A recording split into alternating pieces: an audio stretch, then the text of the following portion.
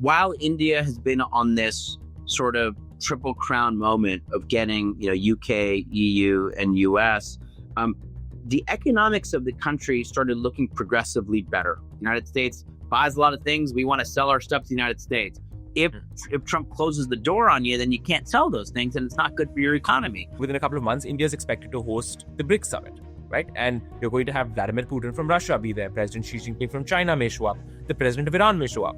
And President Trump is not going to like that visual. I think that the BRICS summit has to be done, has to be taken care of with white gloves. You really got to make sure that the optics are appropriate, that there's no incendiary statements about, de-dollarization.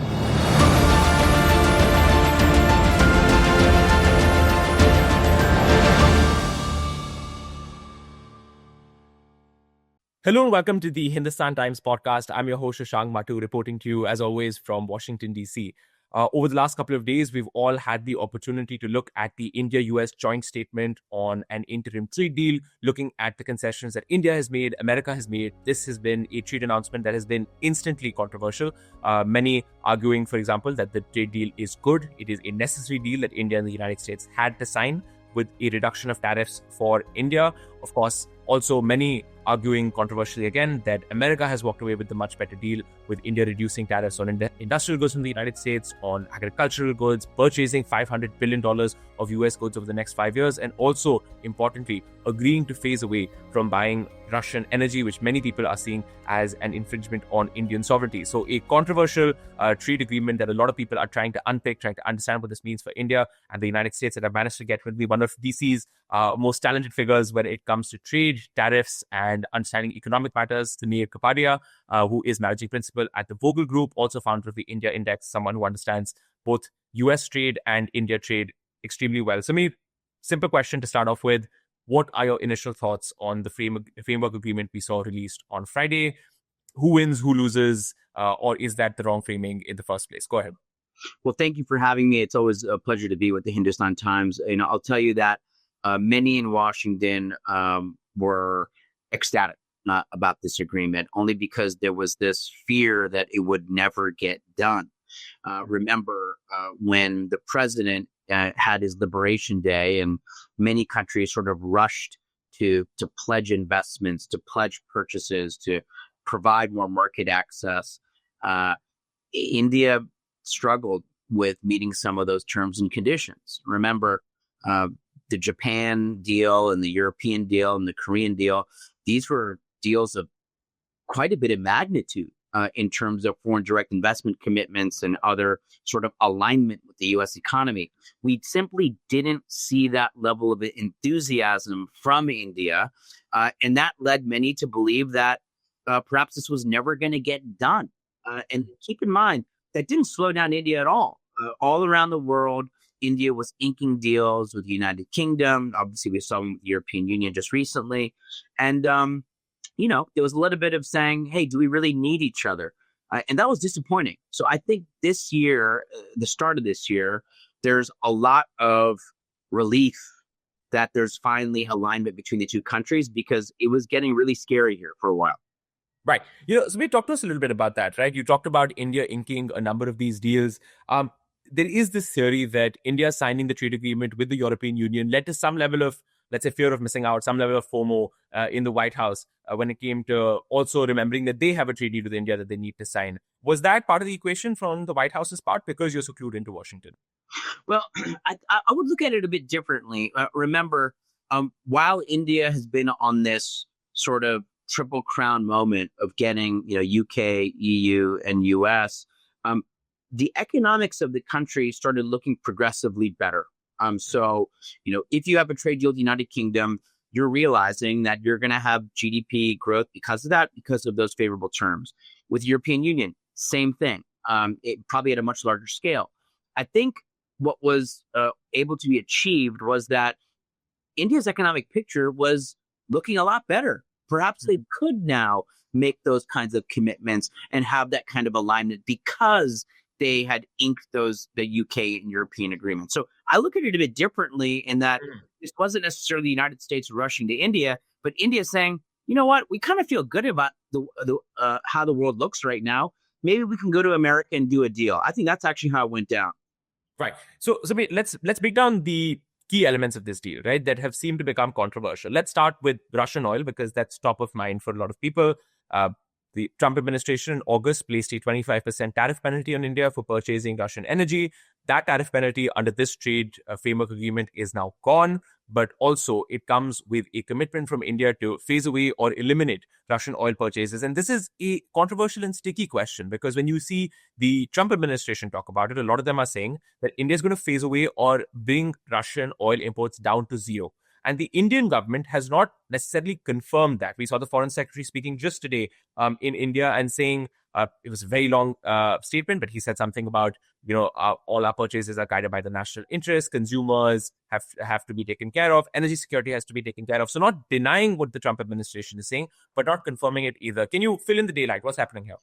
So, out of the three pillars of the deal, when you think about, the Russian oil piece, thinking about the agricultural purchase commitments and other energy commitments in the coal industry, I think the Russian oil agreement, for lack of a better term, has a bit of fragility to it, meaning that this is going to be, I don't think this is going to happen all overnight.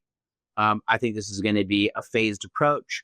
And frankly, we're just going to see how accountable India will be to that pledge and whether they even put it in writing. Now, if we saw what happened over the past few months, particularly when the White House is giving a lot of pressure to India, which, by the way, I don't think is totally fair. Remember, the United States has not sort of given Europe that amount of grief for their energy relationship with Russia, but somehow India was on the back end of that.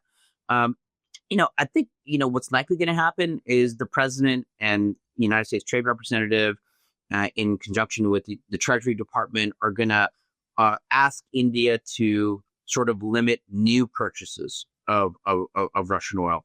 Now, how do you get around that? Well, there could be some clever contracting. Right. I mean, for instance, if you're able to secure a 12-month or 24-month agreement for Russian oil and somehow claim that you're technically not making any new purchases, these are from old contracts that we signed. Will the Trump administration, quote unquote, look the other way there?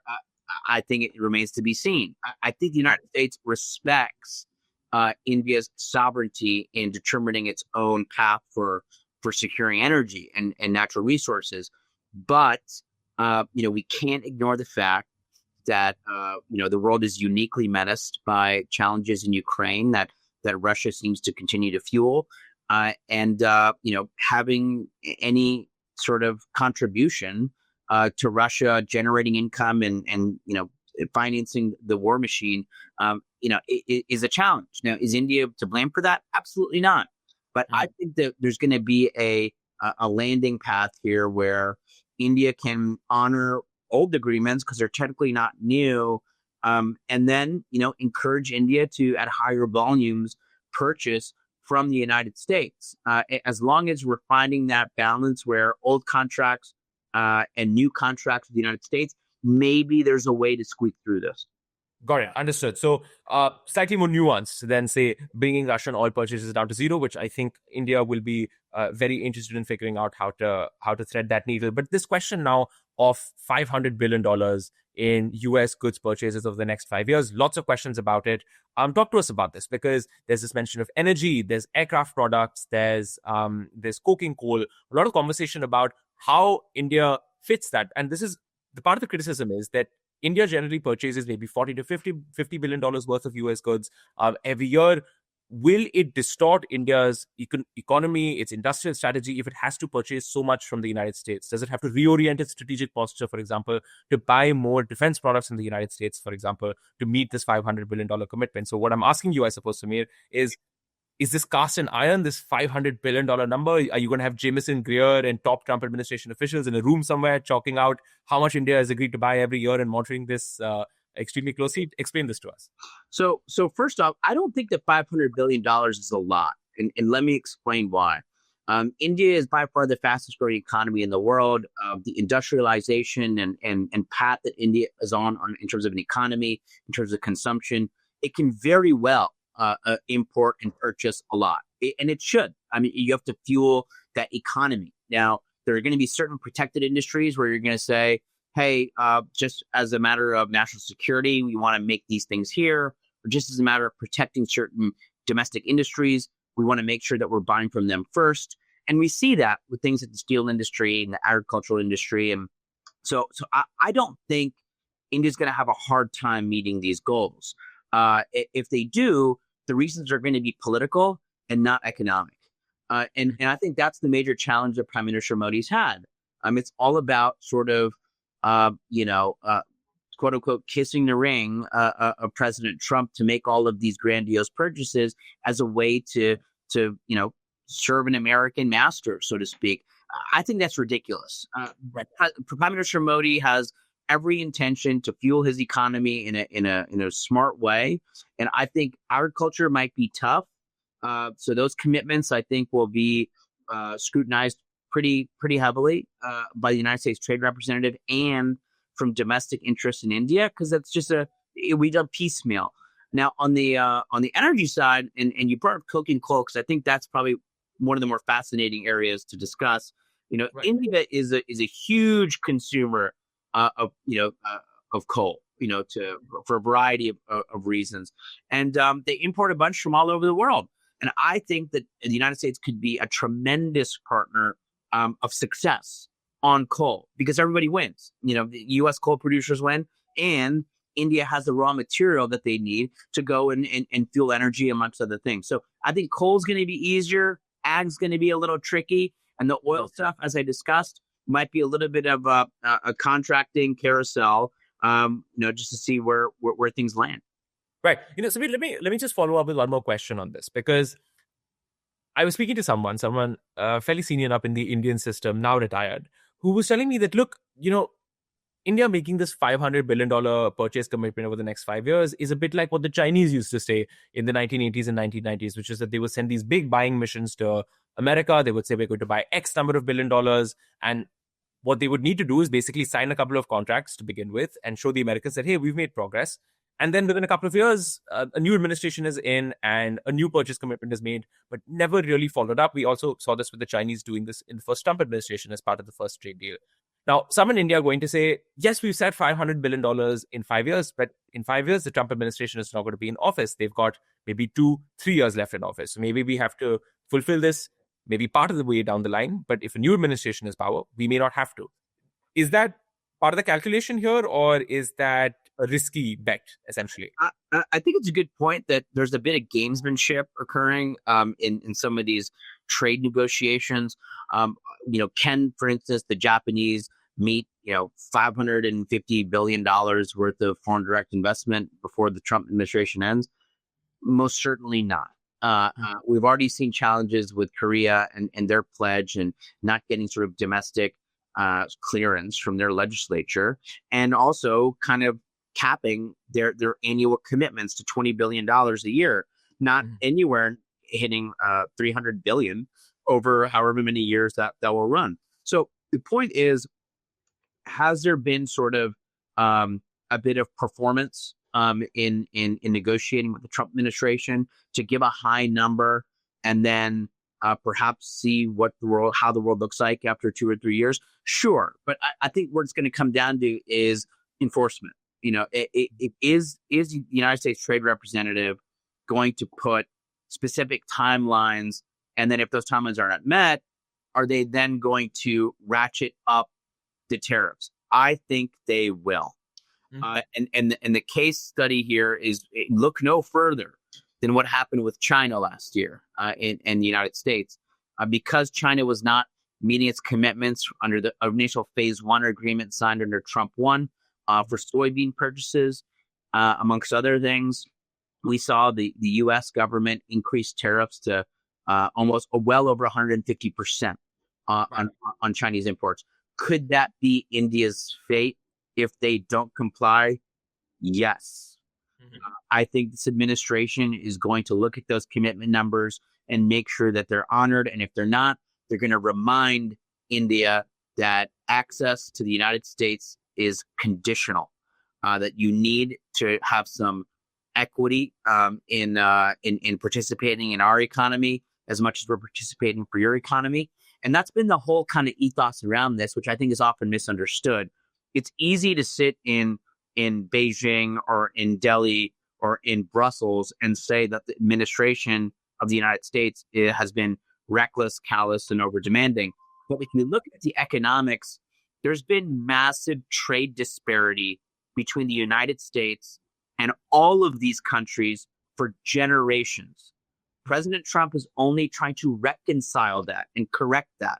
So I really do want to speak to an international audience here to have a bit of a reminder that people have been taking advantage of the United States market for a long time. This is just about balancing that a little bit. Now, how do you want to balance it? That's the devil in the details in these Trump deals.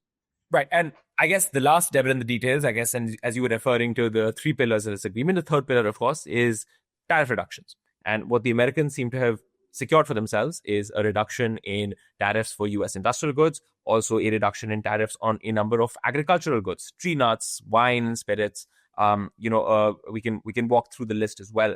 And of course, what India gets in return is some access for its aircraft parts, some access for its automotive parts, some conversation about pharmaceuticals, what kind of negotiated outcome India can get on that. Do you think this is fundamentally a balanced deal when it comes to tariffs? Because a lot of people in India are saying they've got major reductions in tariffs, major reductions in protection. India isn't getting all that much when it comes to this third pillar of the agreement. Yeah. So remember and I think you need to kind of come back to where the Trump administration how the Trump administration looked at this. This was about correcting a trade gap between the two countries. This wasn't about an equal sharing partnership. In fact, no country that did a trade deal with the United States had this kind of mentality that, hey, we're here to have a kind of a fair trade agreement where we're both going to offer each other something. That was not the case. Remember, the whole purpose of this tariff regime, these IEEPA tariffs, was correcting trade gaps. And so I think for India to come into that conversation thinking, hey, did I get a fair shake on this? It's just kind of lopsided. That was not the purpose of this exercise. However, if you look at the way that last year was supposed to be choreographed, there was supposed to be a phase 1 deal, a phase 2A, a phase 2B, all kind of leading up into a more robust, equitable, bilateral trade agreement, a BTA. I think the United States and India have always had that pursuit to get to that, but they can't seem to get out of their own way. Now, is this the beginnings of kind of getting back on track? I actually think so. I think it was actually a lot to ask of the United States government and the Indian government to do that last year. There was just too much going on. Trump was negotiating with 50 other countries. Prime Minister Modi had his own domestic concerns around a local election in Bihar, amongst other things, managing domestic politics and already negotiating with all these other countries. There was just a lot to do last year.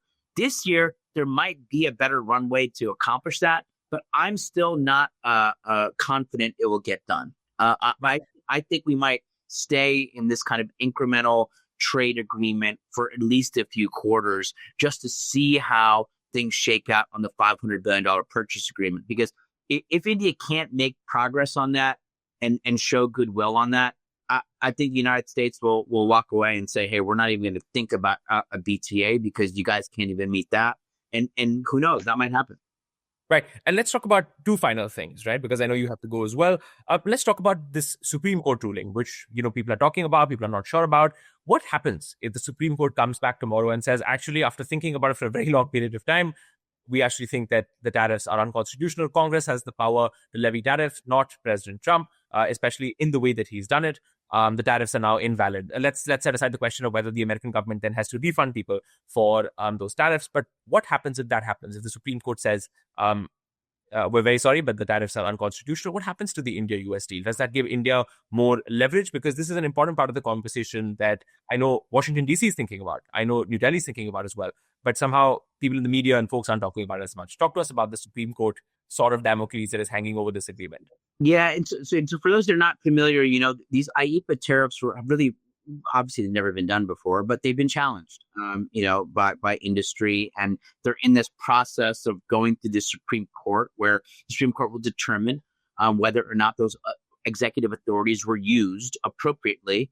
And if their judgment is that they weren't used appropriately, to put it very simply, the president could just say, "Thanks for your opinion," and that's it.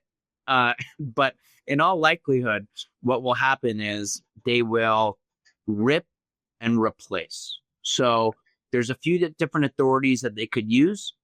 So instead of using AIPA, which they'll say, okay, Supreme Court, we just won't use that anymore. We're going to use Section 122 of an executive authority. Or we're going to have this kind of transition period of 122 and then transition to Section 301s, which are what the United States has with China right now and what they've threatened to have with Brazil. And so, look, any company in the United States that thinks that they're going to get their money back, the $600 billion or so that the United States government collected in 2025, don't hold your breath. I don't think anyone is going to get their money back. It's not going to happen. I don't think so. But looking forward, will there just be the same tariff buttressed by a new authority? 100%. That's what's going to happen. So say if there's this reciprocal tariff thing goes away, India's at 18%. Okay, well then the United States Trade Representative will launch a Section 301 investigation against India and immediately impose an 18% tariff. That's it. Mm-hmm. So Samir, let me ask you that question, right? Because I think this drills to the heart of one of the concerns in India, right? Which is, as an example, tomorrow, India, or within a couple of months, India is expected to host the BRICS summit, right? And you're going to have Vladimir Putin from Russia be there. President Xi Jinping from China may show up. The president of Iran may show up. And President Trump is not going to like that visual. So what if he goes on Truth Social and he says, the tariff on India is back from 18% to 25%. And all the work that we've done over the last couple of weeks is gone. Now India has to offer us something else for that number to go back to 18%. That is a reality. I don't think any of us can deny that scenario is possible. What does that do to this India-US negotiation, or the fact that how does India trust the United States will keep to a commitment that a deal is a deal? It's a good question. And, I don't think India's alone in that sort of concern. The South Koreans, as of late, have been very, very worried that President Trump will increase tariffs on them by another 15%, just because they haven't been able to meet their commitments, or they have not said or done the right things since they kind of came to terms with the United States. I don't think India is going to be alone in that concern. And you bring up a good point that the whole world is kind of on edge as to what the president could do with this kind of conditional access to the U.S. market. Remember, the whole purpose is countries want to export into the United States. The United States buys a lot of things. We want to sell our stuff to the United States. If Trump closes the door on you, then you can't sell those things, and it's not good for your economy. I think that the BRICS summit has to be done. Has to be taken care of with white gloves. You really got to make sure that the optics are appropriate, that there's no incendiary statements about, de-dollarization or, a new kind of NATO type alignment between BRICS countries for regional security and or other partnerships. Those are things that the president is not going to like. We know that he has a history of not appreciating BRICS and also going against BRICS countries. You name them: Brazil, Russia, India, China. I think all of them have been, even South Africa, all of them have been sort of, victimized or shamed in some shape or form by the president. I'm actually a little worried about that BRICS summit. I don't know if it will be truly productive, but there is an underlying consensus that we want to move on from some of the more uncertain relationships that we have in the world. India was one of the largest ones that was holding out. I think we like where we are with India now. Are we going to walk back from it? I don't think so. I don't think the BRICS summit is going to make the United States walk back from anything. But if Prime Minister Modi decides to sign some new agreement with all those countries on something that the president doesn't necessarily like, I don't think India will be alone in a tariff increase. I think all of those countries will be facing that tariff increase. Right. Samir, one last question, and I would very much appreciate if you could give a rapid fire answer. The question is this fundamentally a good deal for India? there is this question about how this deal was arrived at, because most people will remember the prolonged drama that took place over 4 months to get this deal done. We remember that parade of Peter Navarro, Scott Bessent, Howard Lutnick coming on television every single day, saying things about India, how India was helping the war in Ukraine by buying Russian energy. People remember that. People remember President Trump's statements. There is a very real sense that, as you say, the Americans have used their superior leverage to coerce India into an agreement. So it does leave, while people are relieved that the deal is done and relieved that there will not be prolonged job losses and India's access to the market is restored, and of course that the tariff on India is less than certain other Asian economies, there is very much the sense that coercion was used, which has left a bitter taste in the mouth of a lot of people, and also that political trust has been damaged, which is also a problem. So again, I started with a question. I'll end with that same question. Is this a good deal for India? A rapid fire answer from you. This is an amazing deal for India for three reasons. One is the United States and India can get back on track. Joint ventures, foreign direct investment, market participation, growing industries, technology, intellectual property, regional security. This is what needs to be done. You can't do that if you don't have a deal. The second reason why this is good for India is because, look, purchasing for the United States is A, affordable, and B, is going to help fuel your own economy. And then the last thing is, I think Prime Minister Modi and President Trump can be great allies for a lot of different initiatives geopolitically. I think they have a lot of kind of commonalities in how they view the world and how they view their own countries. And them together is a much better world than them apart. So this is a good deal for India. Understood. Samir Kapadia, Managing Principal at the Vogel Group, founder of the India Index, talking to us about the India-US deal, talking to us about why ultimately it turns out to be a good deal for India and the United States. The jury is still out, but of course, both countries now working to finalize the trade deal that we have seen and move on to perhaps an even larger trade agreement, which will be the bilateral trade agreement. Samir, thank you so much for joining us here again on the Hindustan Times podcast. Always love being around. Thanks for having me.